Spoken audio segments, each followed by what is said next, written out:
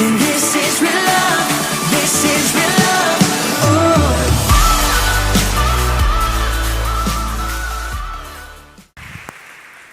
Então, igreja, aqui missão dada é... Aleluia. Eu gostaria que você fechasse seus olhos. Sabe, às vezes eu vejo as pessoas orando e pedindo ao Espírito Santo que venha no nosso meio. Queridos, o Espírito Santo não é um visitante. Ele não nos visita. Ele é um residente. Ele habita em nós. Eu quero que você fale com Ele agora. Comece a conversar com o Espírito Santo que habita dentro de você. E diga, querido amigo, consolador, guardião, meu mestre, busca no fundo do meu coração as minhas intenções. Modifica os meus pensamentos. Converse com Ele. Diga, Espírito Santo, eu quero ter intimidade com o Senhor. Eu quero ter o Senhor em primeiro lugar na minha vida. Eu não quero buscar conselho de conselheiros. O Senhor é o meu maior conselheiro. Espírito Santo, que eu possa fazer o Senhor crescer dentro de mim. Cura o meu coração. Cura as áreas em que eu ainda preciso ser curado.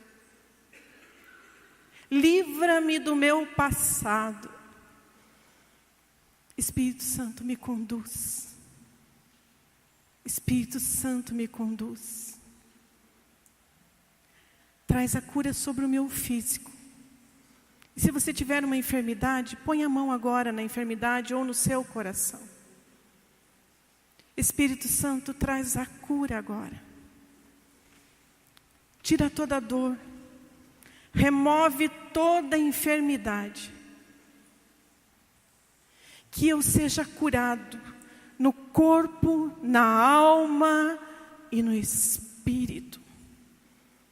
Para que o Senhor possa crescer em mim. E não ser um visitante sobre a minha vida, mas ser um residente. Que a sua habitação esteja limpa para o Senhor. Querido Espírito Santo, eu me entrego. Faz de mim conforme lhe apraz. E mostra a minha missão.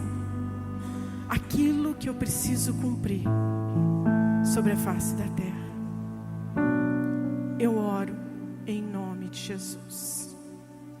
Amém, queridos? Por gentileza, vocês podem tomar seu assento.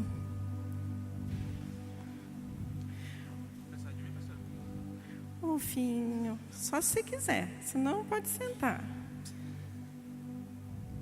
Vamos sentar. Tá bom.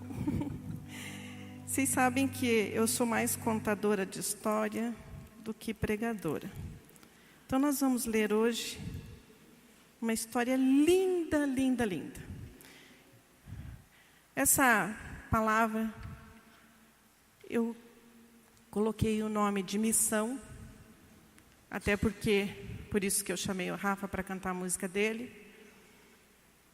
Também porque eu quero mostrar algumas coisas que nós fomos enviados por Deus, sem saber que nós fomos enviados e fizemos, cumprimos uma missão.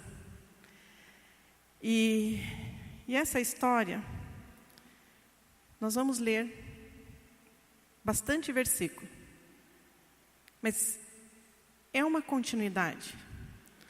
E uma das demonstrações que nós temos o Espírito Santo em nós, todos nós temos, nós aceitamos a Jesus. Quem nunca aqui confessou publicamente ao Senhor Jesus? Nunca fez uma oração pública dizendo que aceita Jesus sobre a sua vida? Tem alguém que nunca fez essa oração? O nosso visitante Já fez essa oração? Glória a Deus. Você é muito bem-vindo. Então, quando nós recebemos ao Senhor Jesus, o Espírito Santo é o selo. É como se recebêssemos na testa uma marca. Por isso que o diabo tem medo de você. Ele tem medo de nós. Porque nós temos um selo, uma demonstração que nós fomos comprados, nós somos selados pelo Espírito Santo. Nada pode nos abater, a não ser nós mesmos. E quando nós temos o Espírito Santo e damos espaço para Ele, porque uma coisa é você ter, e outra coisa é você deixar Ele agir na sua vida. O que acontece com muito crente é que da boca para fora, canta, Senhor, eu te entrego. Mas na hora que tem uma pegada, na hora que tem uma decisão, toma a decisão daqui, da razão. O ser humano é racional. Desde Adão e Eva que comeram a maçã, o ser humano se tornou racional. A razão, o meu saber, o meu conhecer. Conhecimento, sabedoria nós devemos buscar, mas em Deus. Quando chega nessa hora de tomar uma decisão, nós não damos espaço para o Espírito Santo. Nós fazemos aquilo que achamos melhor. Então, uma das manifestações do Espírito Santo nas nossas vidas é o amor pela palavra. Você lê e você quer ler mais. E você quer ler mais. E você lê 1, 2, 3, e você não para de ler. Quando nós temos o Espírito Santo atuante, nós temos deleite na palavra. Essa é uma das manifestações do Espírito Santo nas nossas vidas. Então nós vamos ler 22 versículos, porque nós amamos a palavra de Deus. E é uma história que começa assim. Desculpe que eu estou em Êxodo e é em Gênesis 24. A história de amor de Isaac e Rebeca. Era Abrão já idoso e avançado em anos, e o Senhor em tudo o havia abençoado.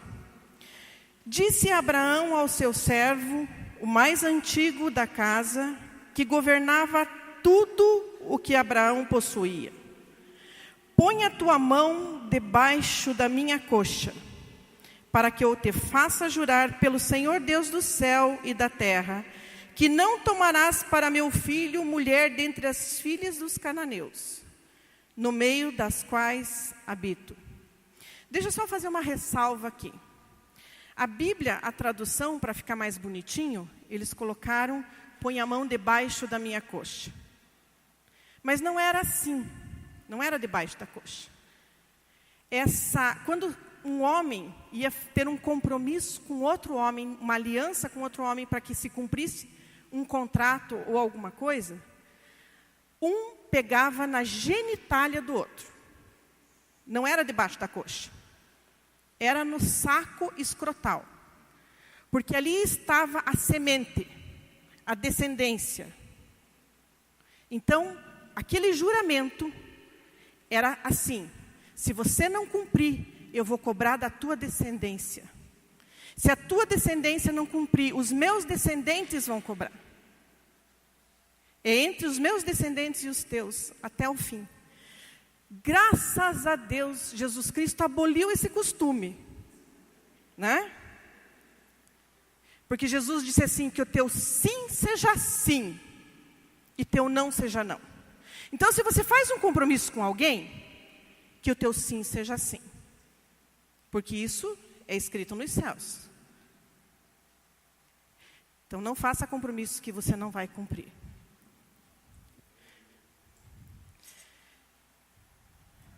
Versículo 4. Mas irás à minha terra, à minha parentela, e dali tomarás mulher para meu filho Isaque.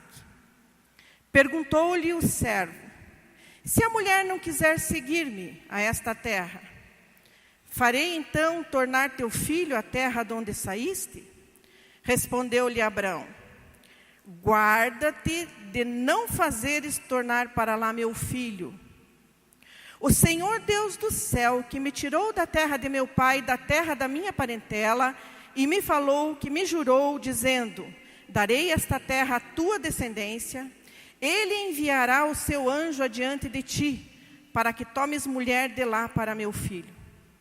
Se a mulher, porém, não quiser seguir-te, serás livre deste juramento.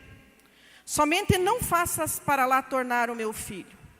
Então pôs o servo a sua mão debaixo da coxa de Abraão, seu senhor, e jurou-lhe sobre esse negócio. Tomou o servo 10 dos camelos do seu senhor, e levando consigo de todos os bens do seu senhor, partiu rumo à Mesopotâmia, para a cidade de Naor.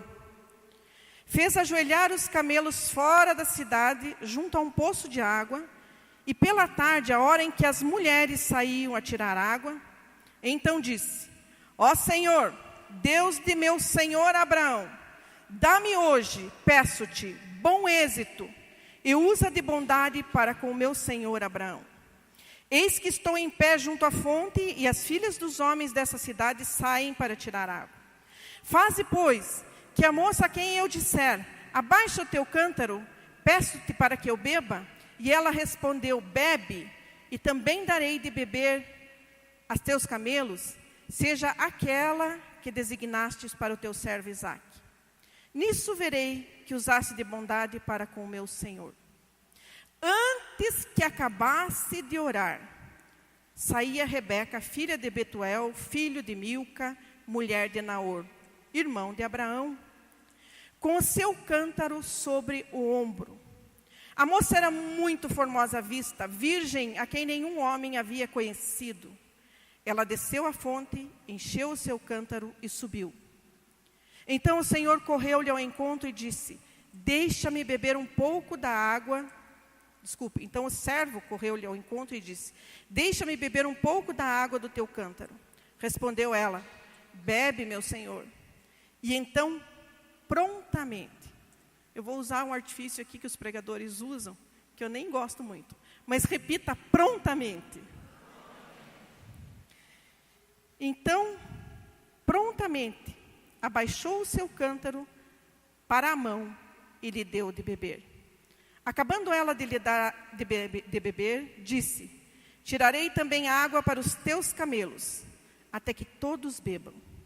E apressando-se, agora repita: apressando-se, despejou o seu cântaro no bebedouro e correu outra vez ao poço, para tirar mais água para todos os camelos. O homem a contemplava atentamente em silêncio, para saber se o Senhor havia tornado próspera a sua jornada ou não. Quando os camelos acabaram de beber, o homem tomou um pendente de ouro de meio siclo de peso e 2 pulseiras para as suas mãos, de peso de 10 ciclos de ouro, e colocou nas mãos de Rebeca.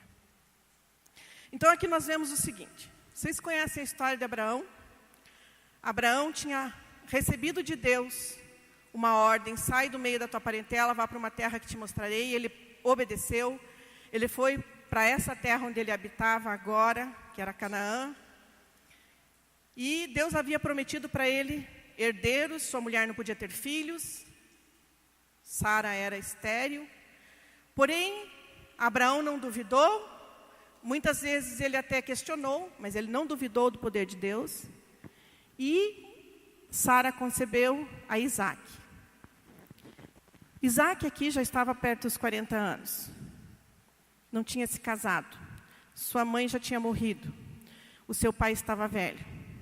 Ele chamou, aqui diz, o servo mais velho da sua casa. A Bíblia não diz, mas por uma outra passagem, onde Abraão questiona a Deus, ele diz assim: Senhor, por que o Senhor não me dá um herdeiro? Porque é isso que eu quero, um herdeiro. Porque hoje o meu herdeiro é Eliezer, o meu servo. E o servo mais antigo, naquela época, era o servo herdeiro. Deu um problema tecnológico, não consigo. O servo mais antigo era o herdeiro. Então, a gente supõe que, na verdade, tem quase certeza de que esse servo a quem Abraão incumbiu essa missão era Eliezer. Quando nós estamos fazendo essa leitura da Bíblia toda com as mulheres, eu criei um grupo no WhatsApp, aquelas que pediram eu adicionei, e nós estamos fazendo a leitura desses textos. Quem daqui está fazendo essa leitura? Quando chegou nesse versículo, nesse capítulo, isso me tocou muito o coração. Porque aqui é uma história de amor, é uma história de casamento, mas é uma história de propósito e aliança. Porque Rebeca não foi escolhida ao acaso. Ela foi escolhida para um propósito. Abraão manda Eliezer até lá. Ele chega antes de entrar na cidade. Ele se ajoelha. Ele ora a Deus. E ele diz, tem que ser assim. Ela precisa fazer isso porque eu não quero errar na minha missão. Eu não quero errar.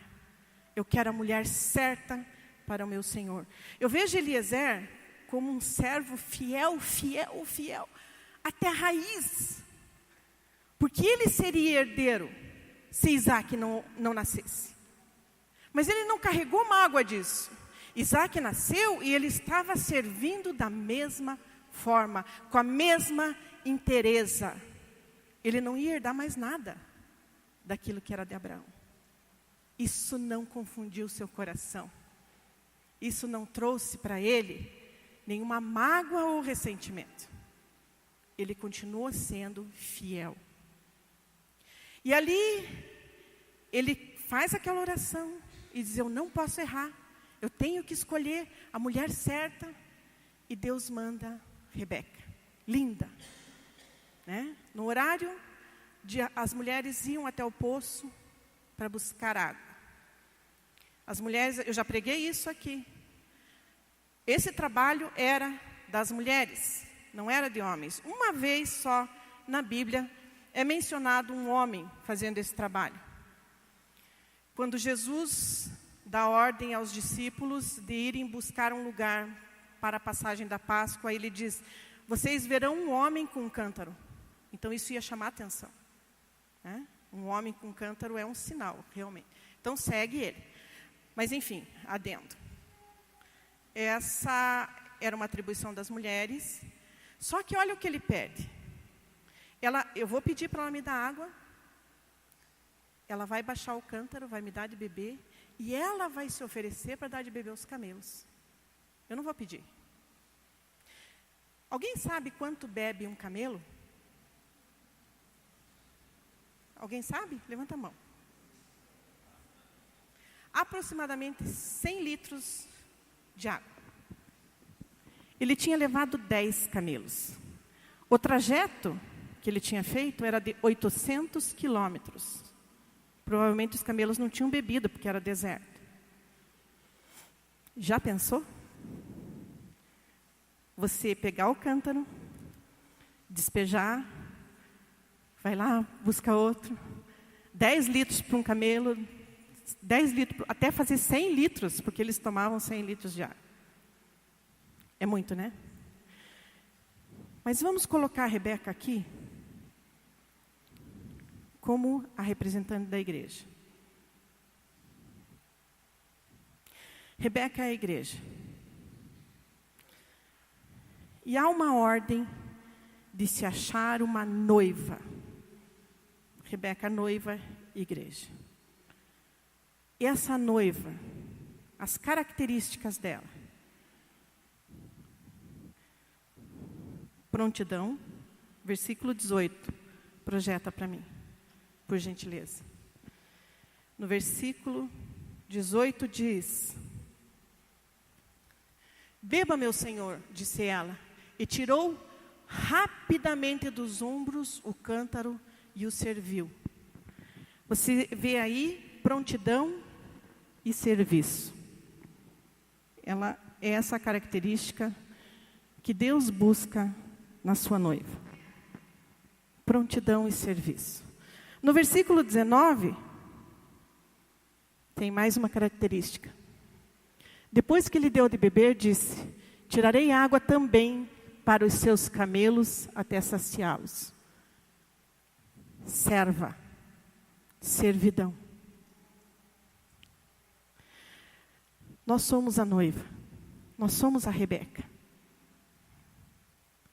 Se o nosso Senhor mandar vir buscar a noiva hoje, para se encontrar com o noivo, e ele fizer uma oração, que essa noiva seja pronta, que essa noiva seja servil, será que ele vai achar isso em nós? Será que nós estamos prontos? Será que nós estamos de olho na nossa missão? Há um tempo atrás, a gente pagou um mico aqui, eu e a Adriana, a gente vestiu roupa do exército, veio aqui na frente, né, Adriana? A Adriana é minha companheira de pagar mico. Vamos lá, alistem-se. Alistem-se, nós precisamos de gente no apoio, nós precisamos de gente no louvor, nós precisamos de gente na EB. O Carlos vem, volta e meia, e diz assim: o projeto precisa de voluntários. Alguém foi, Carlos? Levanta a mão bem alto. Bem alto. 1. Sim, nós temos um grupo de voluntários lá, tremendos. Mas que foram depois do chamado, 1 se apresentou. E aqui, depois que nós fizemos também esse chamado, se não me engano, 2 pessoas se apresentaram. Servidão, prontidão.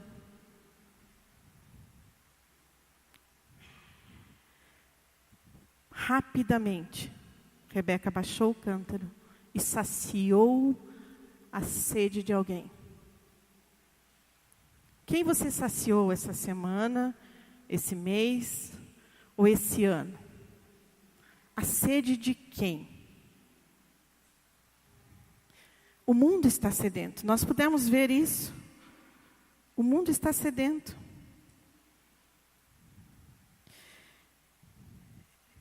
Precisamos ser uma igreja pronta.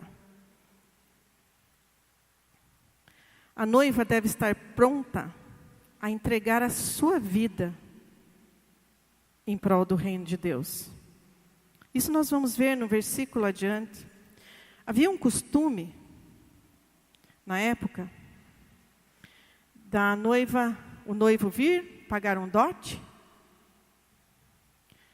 e a noiva ainda ficar na casa dos pais como que para se despedir por um tempo. E depois o noivo vinha, batia na janela onde havia uma lamparina acesa. Ali ele sabia que estava noivo. E ela já prontamente estava sempre ataviada. Ela saía e ia embora com o seu noivo, porque ele já tinha feito o acordo com o pai da noiva. Só que aqui não deu tempo. O cara chegou e disse assim: eu vim buscar uma noiva para o meu senhor. Aí o irmão dela fala o seguinte, no versículo 55. O irmão e a mãe da moça, porém, disseram: fique ela ainda conosco alguns dias, pelo menos 10, e depois irá, para se despedir. Ele, porém, lhes disse: não me detenhas, pois o Senhor tem prosperado o meu caminho. Deus tem feito tudo dar certo. Deixai-me partir para que eu volte a meu Senhor. Disseram: chamemos a moça e perguntemos a ela mesma. Chamaram, pois, Rebeca e lhe perguntaram: irás tu com esse homem? Ela respondeu: irei. Quem não casou aqui ainda? Se chegasse um homem estranho, batesse na sua porta e dissesse, olha, eu vim aqui te levar, você vai viajar 800 quilômetros comigo de camelo para conhecer um noivo que deve ter pelo menos o dobro da sua idade. Quem iria? De verdade. A noiva, a Rebeca, tem que estar pronta a dar sua vida para um propósito de cumprir o estabelecimento do reino de Deus. Foi isso que Rebeca fez. Ela deu sua vida. Ela disse assim, eu irei. Então nós estamos vendo aqui a parte da noiva. Finalizando a parte da noiva. Muitas vezes nós dizemos assim, eu tenho compromissos. Eu não tenho tempo para me dedicar ao reino de Deus. Eu tenho que trabalhar, afinal de contas, quem não trabalha, que não coma, diz a palavra. Mas vocês perceberam aqui, que a partir do momento que Rebeca foi serva, Rebeca, antes mesmo dela aceitar qualquer coisa, ela recebeu pendentes de ouro. Se nós estivermos no centro da vontade de Deus, fazendo aquilo que Deus quer que façamos, Ele vai suprir as nossas necessidades. Ele vai nos dar pendentes de ouro. Ele vai nos dar pulseiras de ouro. Mas agora nós vamos analisar uma outra figura. O guardião, o servo, aquele que ia conduzir a noiva. Nós temos a noiva, nós temos aqueles que conduzem a noiva. Nós vamos ter uma reunião semana que vem para os que conduzem a noiva, os líderes. Líderes de departamento, líderes de grupo de comunhão, líderes de jovens, adolescentes, líderes de EB, do Kids, todos os líderes. Somos guardiões da noiva. Somos os servos que têm a obrigação ou o compromisso com Deus. Nós dissemos sim ou não dissemos? Somos guardiões? Dissemos sim? E para Deus, sim é sim, não é não. Então, semana que vem nós vamos ter uma reunião aqui com os guardiões. Como era esse guardião? Quais as características dele? Experimentado. Ele era o servo mais antigo. Ele administrava, como nós lemos ali no início, todos os bens da casa do seu Senhor. Ele era temente. Ele não queria errar. Ele tinha temor de errar. Como que a gente vê essas características? Vamos analisar ali alguns versículos. Por isso que eu gosto do papel. Esse negócio aqui não... Quem é escolhido para conduzir a noiva é um servo provado e aprovado. Como nós já vimos, esse servo era Eliezer. Isso está em Gênesis 15, 2, se alguém quiser ler em casa. Deve ser obediente. Veja o versículo, no capítulo 24, versículo 6. Olha como ele se conduz. Ele diz assim, Senhor, não é melhor eu levar o noivo junto? Não vai ser mais fácil se ela olhar para Isaac e dizer, não, eu quero esse cara? Mas Abraão, ele tinha um acordo com Deus. Dele sair daquela terra, deixar a parentela. E ele disse assim, não, a noiva tem que vir. Ela tem que ter essa disposição. A noiva tem que caminhar até o noivo. Ela tem que deixar a sua parentela. Ela tem que vir. Respondeu-lhe Abraão, guarda-te de não fazeres tornar para lá meu filho. Porque não é o lugar dele. O lugar dele é aqui. Por isso, quando Jesus chegar, nós vamos subir. A noiva vai subir. Ele não vai descer mais aqui nessa terra. A noiva vai subir. Mas Eliezer perguntou. Ele queria acertar. Eu não sei quantas vezes a gente vê as pessoas fazendo as coisas sem perguntar. Não é que precise de autorização, mas é uma forma de condução. Nós precisamos aprender a ter honra. Nós devemos perguntar por honra, não para pedir uma autorização. Esse servo, Eliezer, ele não queria a noiva para ele. É uma característica dele. Ele não queria a noiva para si, para o seu deleite, para que eu seja isso ou aquilo. Ele queria para o seu Senhor. E ele não violou a noiva. Eles caminharam juntos 800 quilômetros. Ele nem sequer tocou em Rebeca. Ele não violou. Provavelmente, Rebeca estava curiosa. Qual é a mulher que não é curiosa? Me diga. A mulher não chega para o marido e diz assim, o que aconteceu lá? Ah, aconteceu isso. 2 palavras ele resume. Não, mas como é que foi o começo, o meio e o fim? Assim, me explique. E o que o outro disse? Adriano é assim, não é? É só Adriano. Só é. Começo, meio e fim. A mulher quer saber tudo. Rebeca não era diferente. Ela foi caminhando com Eliezer e perguntando, como é o meu noivo? Eu não sei como ele é.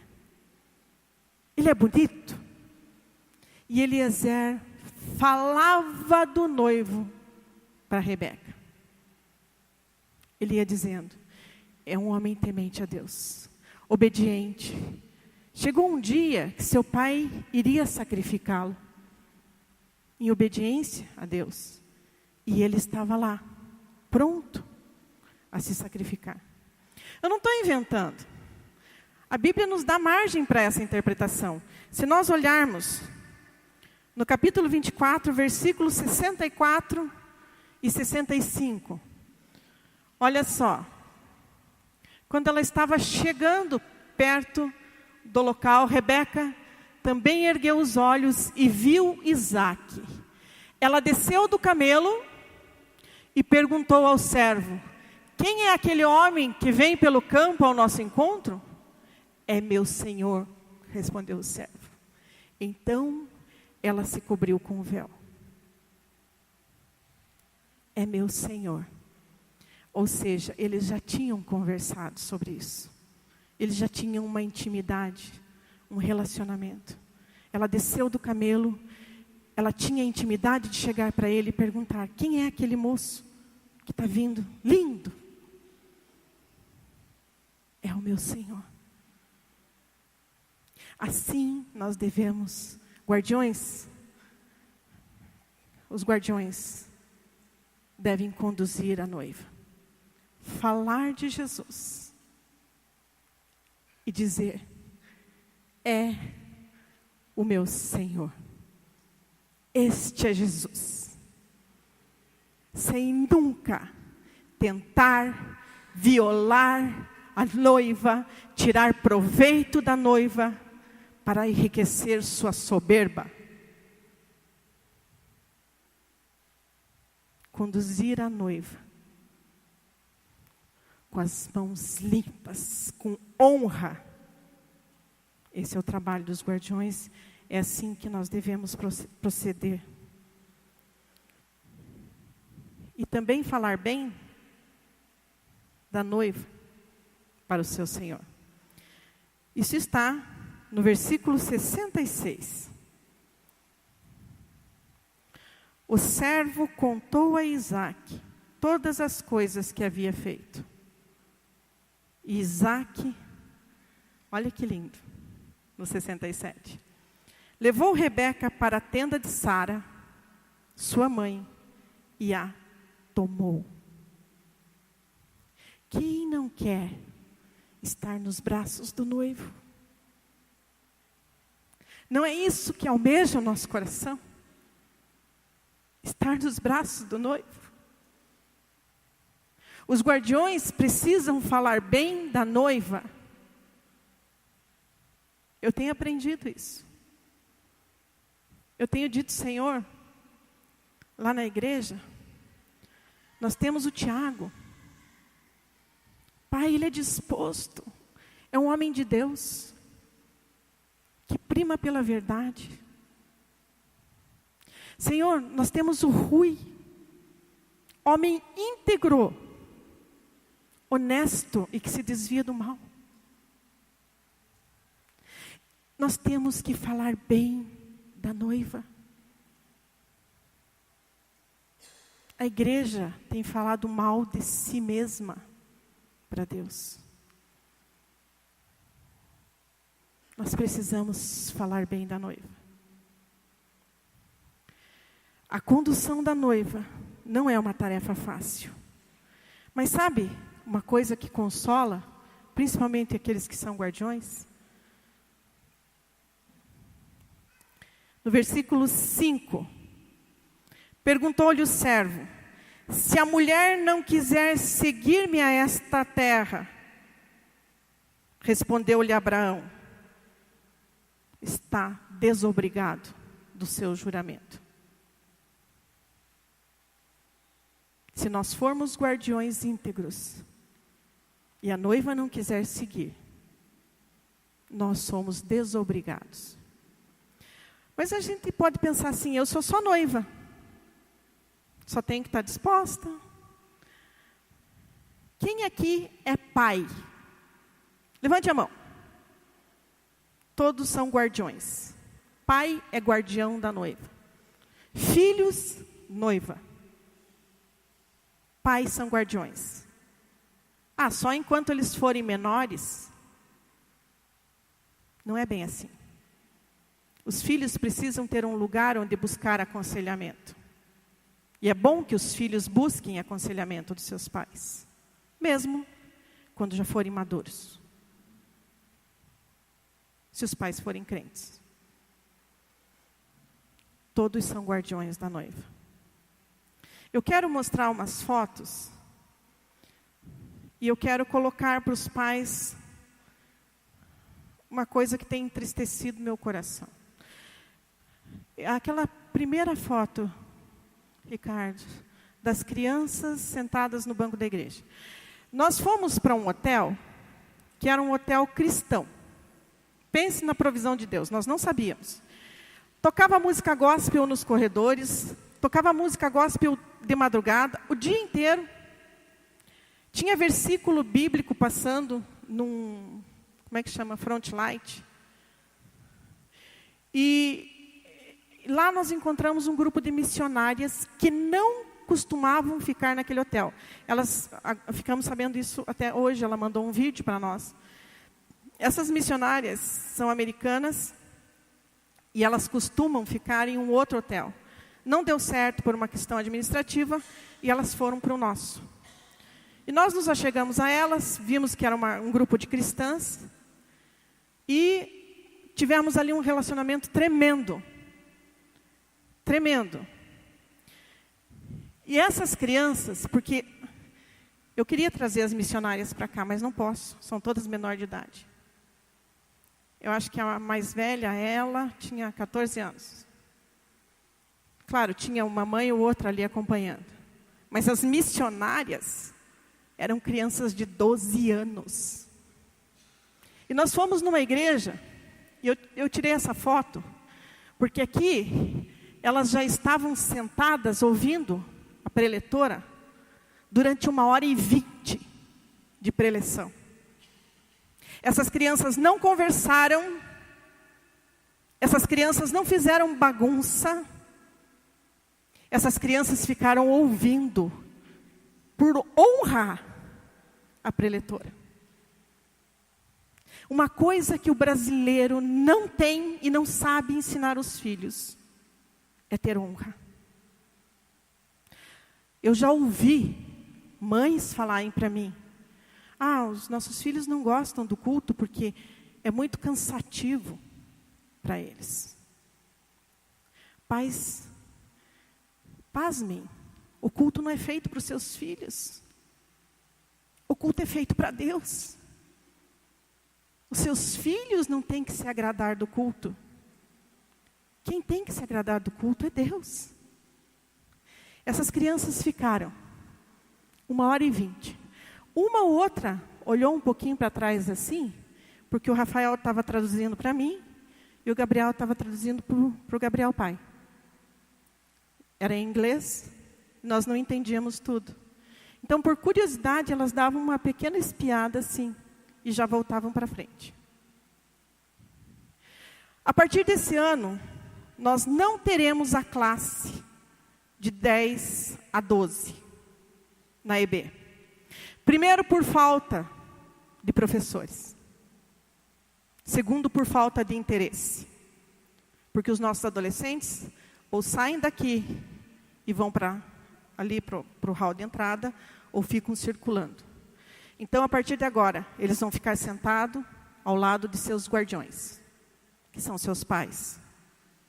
Eles já têm maturidade para entender a palavra e ouvir ao culto. Então, nós vamos abolir a classe de 10 a 12 anos. Claro que se uma criança de 11 ainda quiser ficar na classe até 10 anos, não tem problema. Mas eles vão ficar, os filhos vão ficar com os pais. Olha lá o Marcelinho, no meio da Gi e do Marcelo. Tá chato o culto, Marcelinho? Não? Tá bom? Nota, de 1 a 10. 0? Tá. Eu tinha mais umas fotos, mas como elas mandaram o vídeo, elas tiveram o trabalho de traduzir para o português. Então vamos pôr, acho que é melhor apagar a luz aqui e passar o vídeo.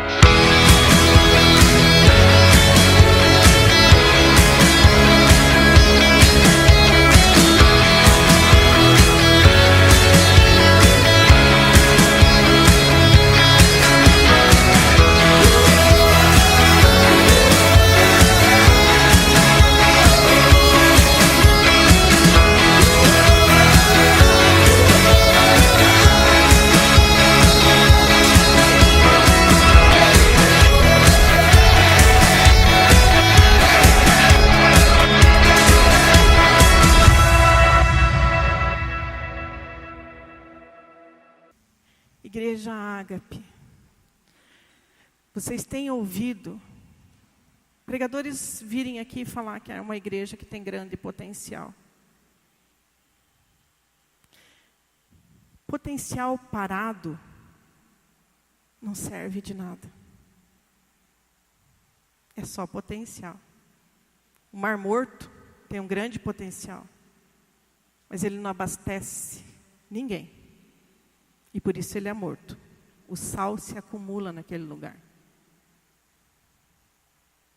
Nós temos uma missão. Como igreja, como guardiões, como servos que conduzem a noiva. Nós temos uma missão. Eu gostaria muito que se tornasse realidade nas nossas vidas. Missão dada é missão cumprida. E se não me sobra mais nada, eu prego com a própria vida. Que a nossa vida seja uma pregação. Seu casamento é um exemplo? Você tem pregado através do seu relacionamento marital? Seu exemplo como pai, como mãe, você tem pregado aos vizinhos? Você tem pregado aos amigos? Eles têm visto na sua vida compromisso com Deus? Honra a Deus? Porque uma coisa é ser crente. Até o diabo é crente, vocês já sabem disso. Outra coisa é ter uma aliança, um compromisso. É dizer sim, sim e não, não. Eu espero que eu tenha colocado uma semente no coração da igreja, que é o tempo de despertar. 2 anos nós vamos completar. Ah, mas o povo está doente, quanto mais tempo o povo precisa para se curar. Nós temos 2 anos de idade. Nós já deveríamos estar fazendo trabalhos em universidades. Nós temos a chácara do Diogo.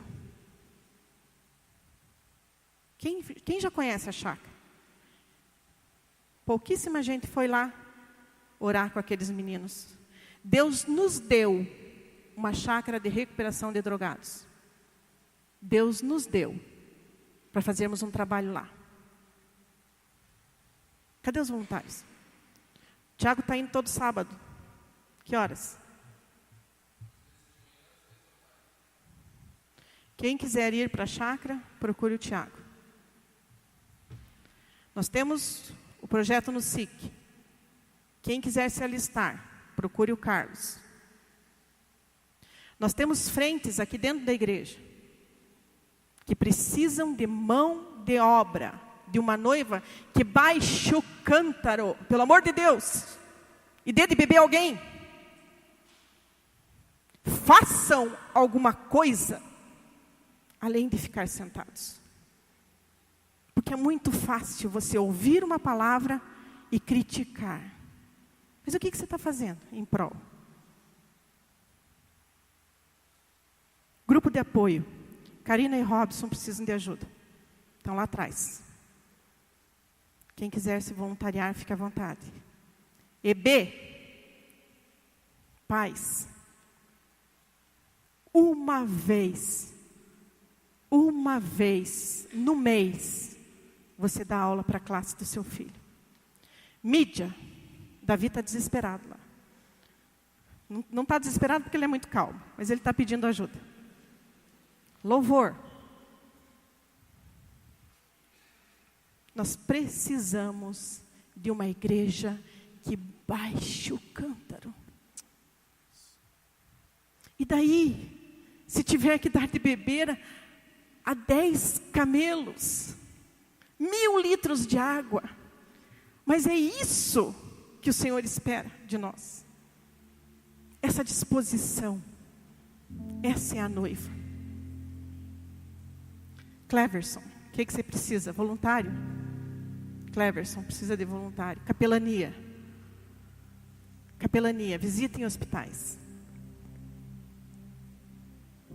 Precisamos. Voluntários. Que seja essa a nossa oração. Senhor, eu quero ser uma noiva serva. Amém? Que o Senhor nos abençoe. Que a paz do Senhor esteja em nossos corações. E que a ajuda do Espírito Santo de Deus nos guie. Porque Ele é o nosso guardião. O primeiro, o fiel, o justo. Se entregue nas mãos do Espírito.